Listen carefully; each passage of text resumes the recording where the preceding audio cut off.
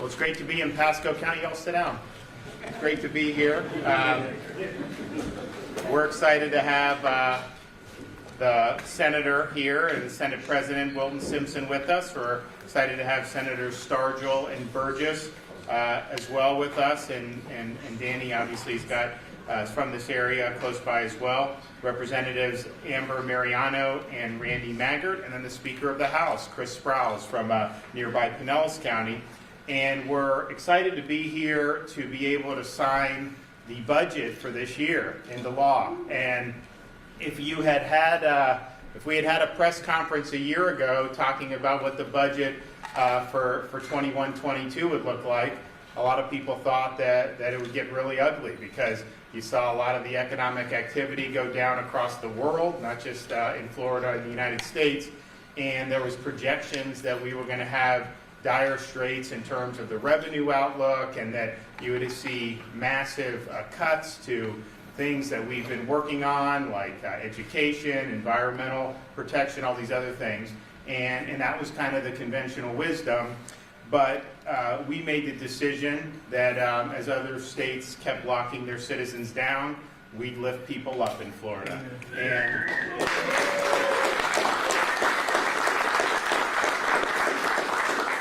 And so, as we were going through the summer and started to get some momentum, even obviously as you're dealing with COVID the whole time, we understood it was important to get our kids back in school. And so we made the decision, I think in June, that every parent in Florida would have the ability to send their kid to school in person when the school year started. And we didn't force the parents, because if parents wanted to do virtual, we figured, it's fine. I mean, we were confident that it was the right thing to do from a safety perspective, and obviously critical from an academic perspective and a social development perspective. So we were able to do that. We are the only large state in the country to have 100% of the families with access to in-person education at the start of the school year. The only other states that had, only a handful of states that did, and most of them were much smaller population-wise than us. And so when we did the schools, there was a lot of naysayers. A lot of people were saying schools need to be closed. They were wrong, and we were right on that, and we're happy that we were right on that. And it's something that if we had gotten that one wrong, you can have a good economy, you can have all these things, but if you'd have gotten that wrong and locked the kids out of school for a year, that would have had lasting consequences for our communities and for our state. So we were happy to be able to do that. And so I think what happened was, we worked hard to get people back to work. You started to see the economy do better than expected in Florida, even as early as last summer. And then we really served as kind of a respite for other citizens of our country and other states that were chafing under these lockdowns. They would just try to get to Florida. Some move permanently, some just ride out the lockdown, some just come for effectively a proverbial breath of fresh air. And so that ended up helping a lot of our hospitality industry. It allowed us to get more people back to work. These restaurants, some of these restaurants now have never done better than they've ever done, in their history. We were just over in New Smyrna Beach. They said first quarter, the best in the history of the restaurant by far. And I hear that a lot of places that I go. But you remember a year ago, you had people like Fauci saying all these restaurants should be closed. And what I have when people come up to me, they say, thank God you didn't listen to Fauci, because we would be out of a job.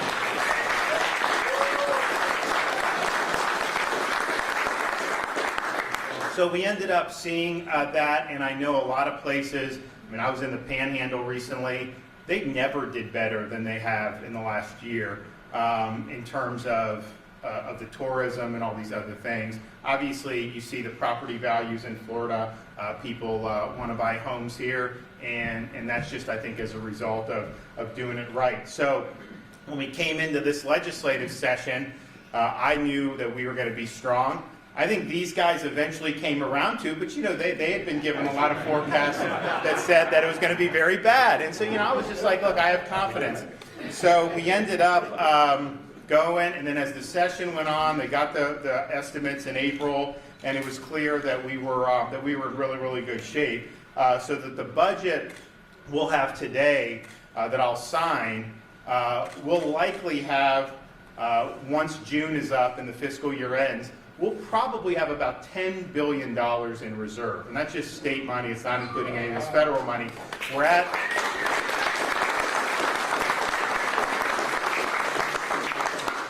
9.5 billion after May, but what's happened is when they did the estimates in April, we took in almost 800 million above estimate. So they're literally doing an estimate in real time, making an estimate for April, May, June, last 3 months of the fiscal year, and they undershot the April by 800 million. May, we think it's going to be at least 500 million that we will have got over what they estimated. And so if you get another half a billion in June, that's going to be $10 billion that we'll have in reserve. That puts us in an awfully strong position to weather any future storm. You would have told somebody that we'd have $10 billion in reserves last year, nobody would have believed. I probably wouldn't have believed you, to be honest with you, and I was the one that was the most bullish. So I think it's a testament to the fact that Florida, has been free. People are free to make decisions and go about their lives. Obviously, these legislators over a number of years have produced budgets, and obviously I've signed a couple budgets. But if you look at Florida, we have, like New York has millions of fewer people than we do. Their budget is over twice the size of Florida's budget because we're very prudent with how we spend money. Our infrastructure is better. Our K-12 performs better. We have the best state university system in the country for 4 years in a row by U.S. News and World Report. So you look at that and you look at the budget that we're signing today, we're doing more for education when a lot of people thought we were going to have to do less. We're doing more for water resources and environment and things that matter to both of our presiding officers very much, way more than anyone thought was possible. We're doing bonuses for all law enforcement, fire, and first responders, which nobody was, a lot of people said we wouldn't be able to get that done. So we've done all these things to meet all these key needs from the state, and yet we do that with the lowest per capita tax burden in the United States.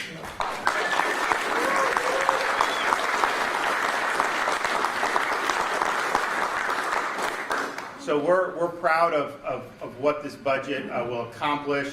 I mentioned education. We've got almost $2 billion for early childhood education, almost $23 billion for K-12 system. We did do last year the biggest teacher compensation expansion in a generation, and we actually did that and more this year. So they've even added more, and our goal is to get the average minimum salary for teachers, and this is throughout the public, the school districts and the charter schools, to be $47,500. Only 12% of school districts in the whole country have average minimum even above $40,000. So we were the bottom half of states, states. Now we're going to be, in the top 10. Hopefully we'll be able to be in the top 4 or 5 when all the dust settles.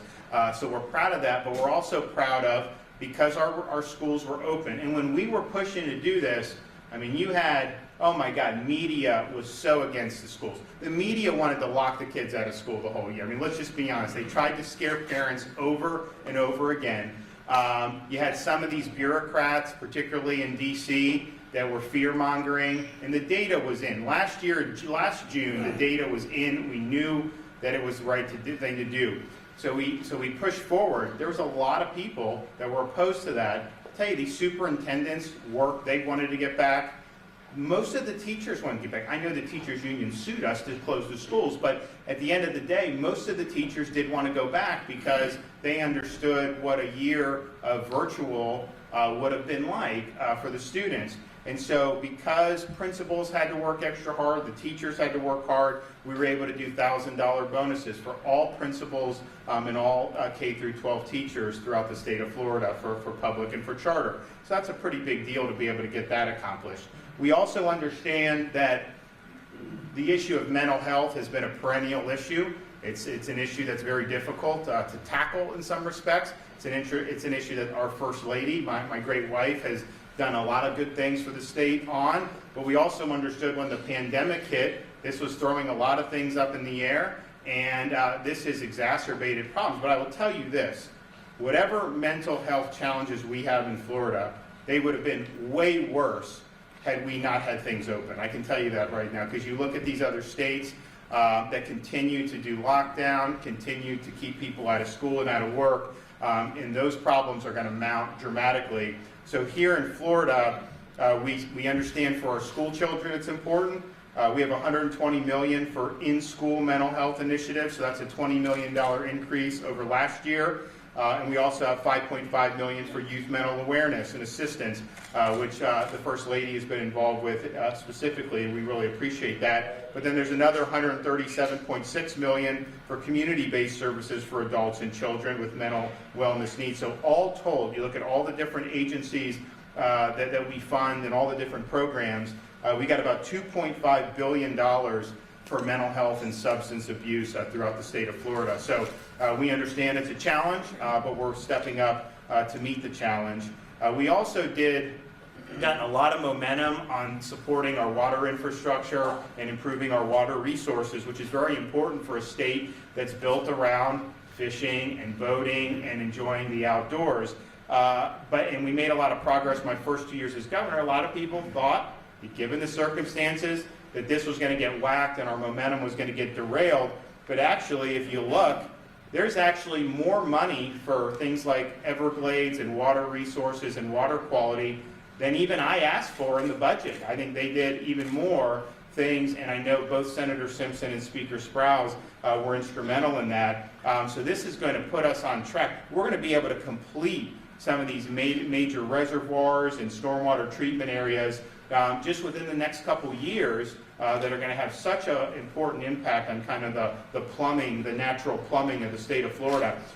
We also have the first time, I think, certainly in Florida history, I don't know many other states that have done this, we started a program, Resilient Florida, to be able to address the needs that we face as a storm-prone state, as a state that has to deal with a lot of flooding. So we started with $500 million of seed money, and then through the Speaker and Wilton working together, there's going to be a recurring pot of over $100 million that comes in every year. And so these will be local communities can apply for these grants, and you can be able to do things. So we have some areas, they flood all the time. If you had some infrastructure there, you'd be able to potentially mitigate that. And there's a whole host of things that go into that. We're also proud of the amount of money that's been put in for beach renourishment. I mean, it's a very important thing. So we're going to have $150 million for beach renourishment, which is important when you have 1,300 miles of coastline that we're being good stewards of that.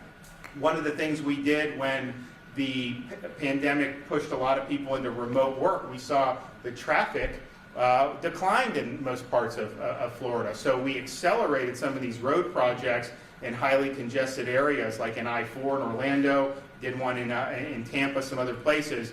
But then what happened was, because they were projecting less revenue, our DOT had to basically delay or plan to delay some of these projects into the future because they didn't know how much money. Well, with the budget today, the work program for the Florida Department of Transportation is fully funded, so we're going to be able to get all these projects on track, and actually, we may even be able to accelerate some. I think we have the resources, the money to pay to accelerate it. I think it's just there's a high demand for these services that I think that'll be probably the one impediment that we end up doing. But this is going to be a fully funded work program, which we're really, really supportive of. And I did mention the bonuses for police, fire, first responders, $1,000 each across the board. That's like 175,000 individuals across the state of Florida. And we understood when COVID hit, there's folks in white-collar jobs could work from home, remote, and God bless you if you did. The people in uniform have to show up every day. They can't keep the streets safe on Zoom. You can't put out a fire on Zoom. You just got to be there. And so they were there from the very beginning, day in, day out. And then particularly with our police, they've been treated horribly throughout this country in some of these communities. And what we said here is, we're standing by law enforcement.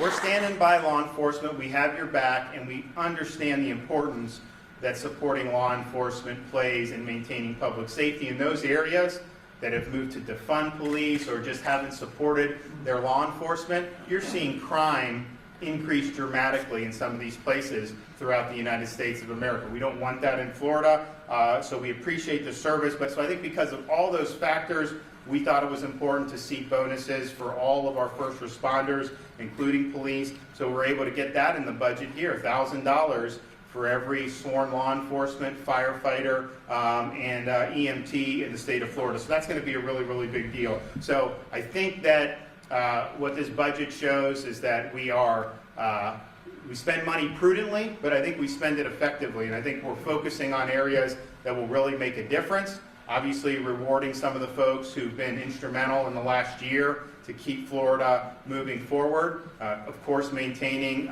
such a low tax burden, which we're going to continue to do, and then having a lot of money left over in reserves, in case something happens down the pike. And I think we are in, even though there's a lot of good signs in Florida, if you look nationally, I think there's a lot of uncertainty. You see inflation. Look at gas. Gas has gone up tremendously. A lot of the materials that people need to do business have gone up. So you have inflationary pressures. You're just going to have a lot of things. And we just have to be ready. And these are things that are far beyond the control of the state government, of course, but they're things that we're going to have to contend with. And so I think we have an adequate cushion to be able to deal with this.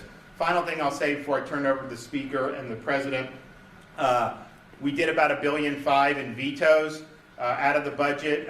Most of that was back of the bill, and the largest chunk of that was something that I actually requested, was $1 billion to create an emergency response fund. And the idea was, if we have emergencies and you need to pay for response, you don't have to use general revenue. You have a fund, you pay, you get your federal reimbursements back into that fund, and it basically just runs off budget. The legislature agreed, we set it up. The problem is, after they did that, the federal government came with kind of rules and guidance about how the money could be spent that we got from the feds. We were going to use federal dollars for this. And they said, basically, you can't, it's a grant, so you got to do normal procurement. Well, in an emergency situation, you don't do normal procurement. You got to get the money out the door. So it would be totally ineffective to use it for emergency. But then they said that it doesn't apply for a situation like that anyway, so we'd end up assuming a lot of risk and having to battle with the feds. So I think it's a good idea. I'm glad they did it. I would like to do it in the future, but I couldn't in good conscience put that money in there knowing that it was not going to be able to be used for that, and if we did, it was going to be clawed back by the federal government. So that was kind of the major thing, but I think the rest, by and large, we did $1 billion in vetoes last time, but those billion, a lot of that was general revenue vetoes. We did do some trust fund vetoes. So I think this time, because the budget's in good shape, we were able to do, so these guys got more of some of their initiatives. And quite frankly, there were things I vetoed last time that I supported. Heck, I vetoed my own stuff in some respects because we just didn't know, and we had to make tough decisions so that Florida was prepared to handle whatever came down the pike with COVID-19. And I think we were able to do that effectively. So that's the picture with those vetoes. But I think all things considered, you look at a lot of the major issues that we're dealing with, and I think the legislature did a really good job to address, almost all the key issues. And so I thank them for that, and we'll turn it over to President Simpson.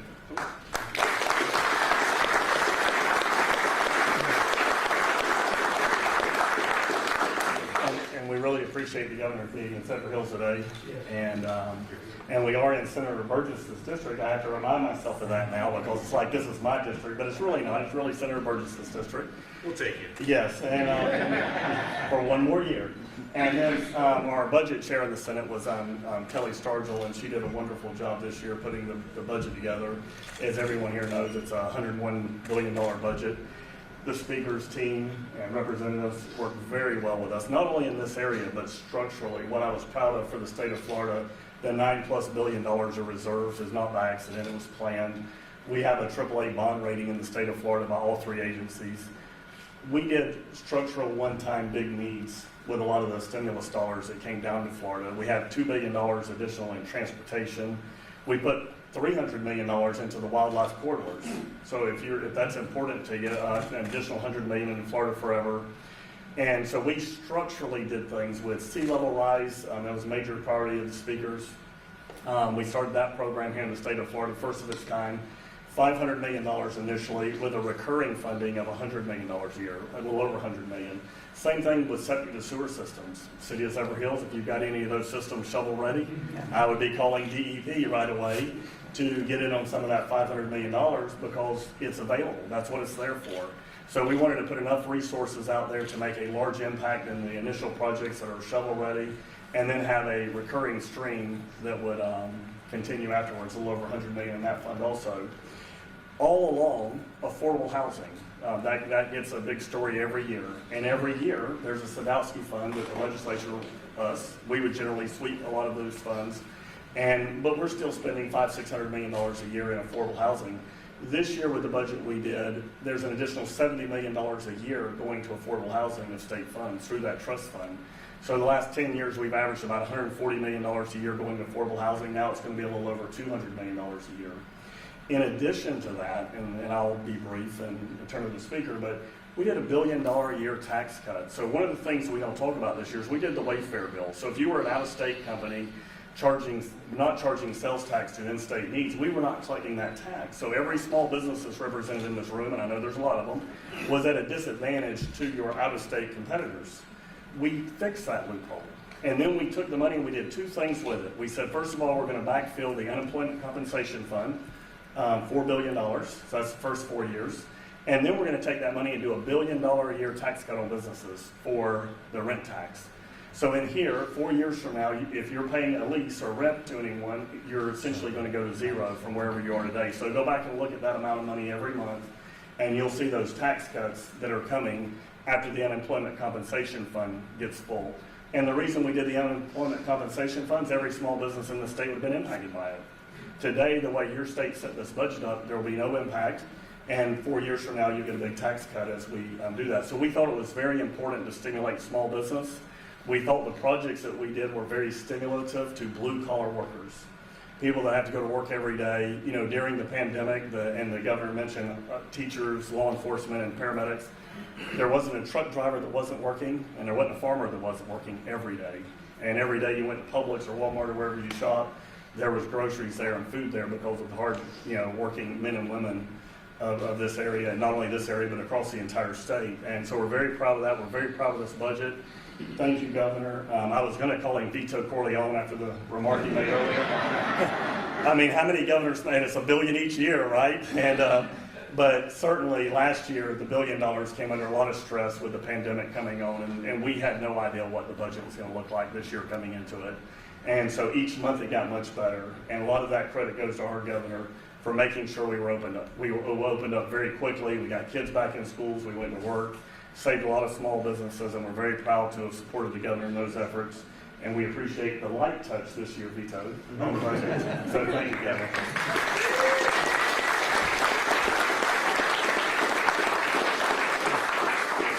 Well, it's great to be here with President Simpson, Senator Burgess, members of the Pasco delegation. We've got Representative Randy Mager, who's part of this delegation, Representative Mariano, Representative Artie and Zika, who are here as House members. What a great budget year for us. Coming into this, the governor and the president mentioned this, but here we are, rewind about a year ago, and we're thinking about the next legislative session, thinking that it is going to be financial Armageddon. And much to the folks' credit behind me, including the governor and the Senate president, we all got together and say, veto it all, Governor, as much as you can, because we don't know what the future is going to bring, and we have to prepare for the next session. But what happened was real leadership. The budget that's going to be signed today isn't just the organic growth, right? It was purposeful. You look across the country in places that have Gavin Newsom as their governor or Andrew Cuomo as their governor, and they're not having days like today in city councils just like this one with hardworking people around shaking their head because they know the difference between having their business open and having their business closed.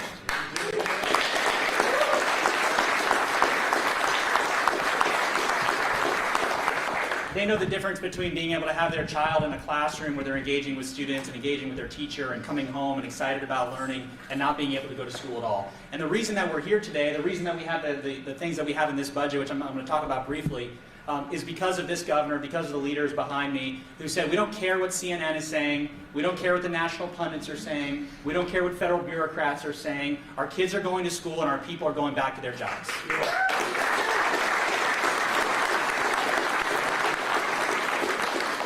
So I think it did provide us a unique opportunity as a legislature. We got to take a step back during the pandemic and say, so often we're in the hustle and bustle of life and we think about, what do we need today? Not what are we going to need tomorrow and 20 years from now, and what does our state look like in 30 years? And we talked about how we wanted to prepare Florida today for the challenges of tomorrow. And that's what this budget was really about. And I praise the leadership of the Senate President, Senator Starchel, Chairman Trumbull in the House on what we did. Think about it, K-12 education. What's more important than our children? In addition to the governor making sure that children are back in the classroom, we increased the budget spend over $315 million for K-12 education this budget year because we want our kids back in the classroom. We want to make up any learning gains that they may have missed. You know, we talked about Schools of Hope is in this budget, which allows children in Pasco, Pinellas, Polk County, Hillsborough County, who are in perpetual failing schools, to be able to have access to an amazing choice option to get their kids on a pathway to prosperity. We talked about jobs. Nothing's more important than our families being able to go get a job, to find purposeful work that not only give them a sense of purpose, but provides for their family. You know, we had some challenges during the pandemic. We've invested hundreds of millions of dollars in making sure not only do we have the technology we need when it comes to workforce, but that people in our community, in Pasco County, in Pinellas, and throughout the state who are looking for a job, that there's real help for people to let them know what credentials they need, how they can get a job, what pays the best, and what's going to be the thing that's going to fulfill them. That's in this budget. We thought about our most vulnerable population. You know, those of us who got to get up every day during the pandemic and go to work, got to see our co-workers, but there were a lot of people who couldn't do any of that. You know, our elderly population, our disabled population. There's tens of millions of dollars in this budget to take people off the disability waiting list, to provide for people with Alzheimer's respite care. And for the first time since 1976, this legislature took the lead to cover postpartum moms after they give birth, to make sure that they're healthy, and extended that coverage from 2 months to 12 months.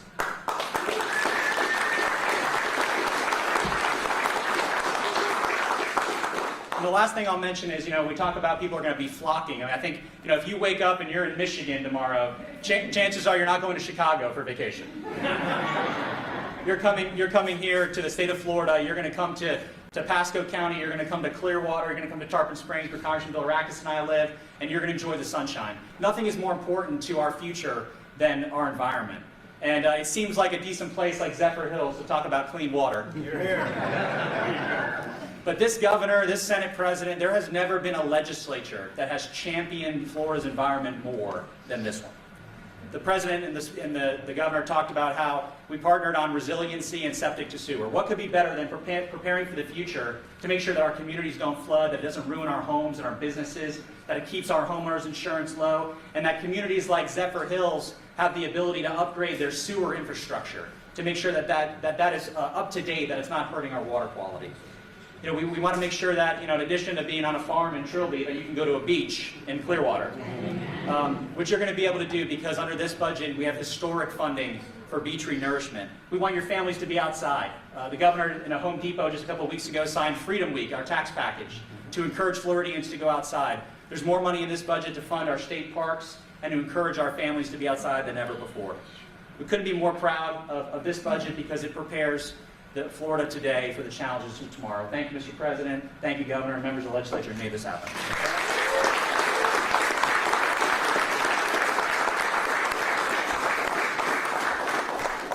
And I'm going to sign in just a second, but I also was remiss for not thanking them. They did the budget on time. It was on the Friday afternoon. They did it. They got out of town, didn't have to extend, and so that isn't always the case. So great job there, and we'll go ahead and do the John Hancock.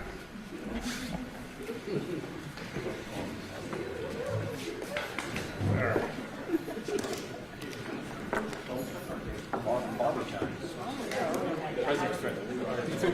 Today is the second, right? Yeah.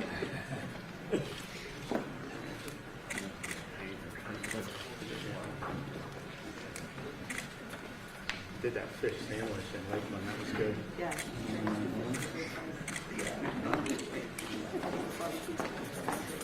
Yeah, that's good. Okay, one for you, one for you. All right. Thank you, sir. All right. Well, between you two, okay. That guy. We're in dinner. All right. That guy. Well, they did well here.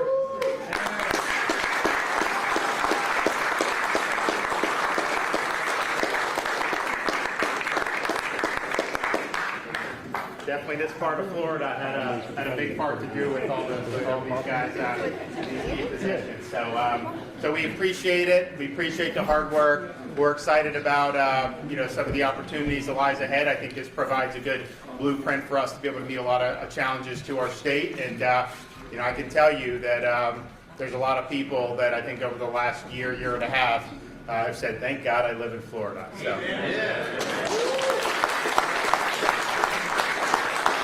Okay, questions? Anybody got a question?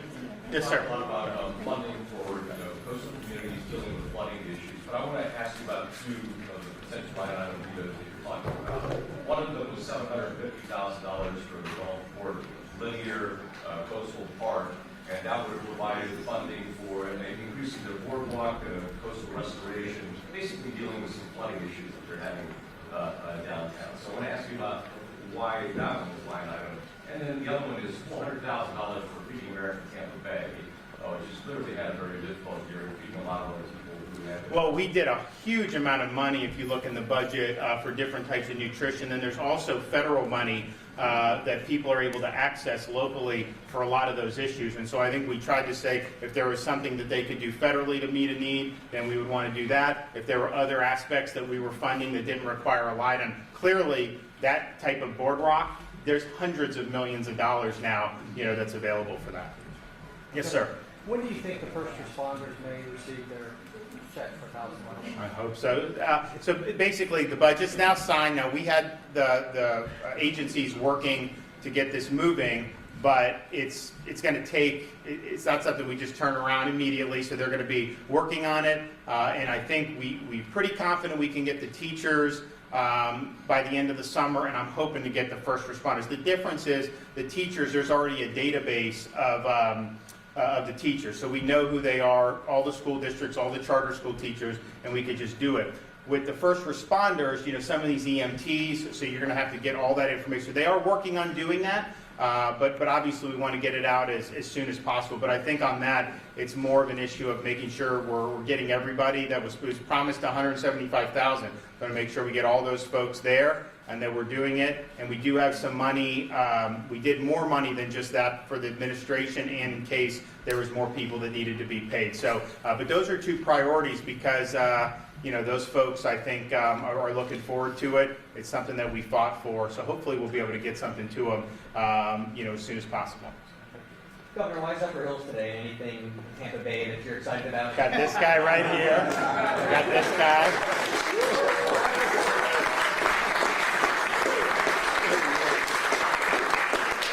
But really, the region here should feel very proud. I mean, if you look just the greater Tampa Bay region, you have the presiding officers, you have appropriations in the Senate. Trumbull's from the Panhandle, we'll give him a pass on that. But I mean, I'm grew up in this region too, so I mean, it is interesting just to see that so many folks, from these counties, Pinellas, Pasco, Polk, are really leading and doing a lot of great stuff. We've done a lot of stuff with Chris recently in Pinellas County. We did the Resilient Florida bill signing in Tarpon Springs in his district, and I know we've done some other stuff with education. So we said, look, we want to come, and we asked Senator Simpson where would make sense, and he thought there'd be no better place than Zephyrhills. And so even though it may not be technically in his district, obviously, Pasco has done so well with all this. I'm looking at these things that we're approving.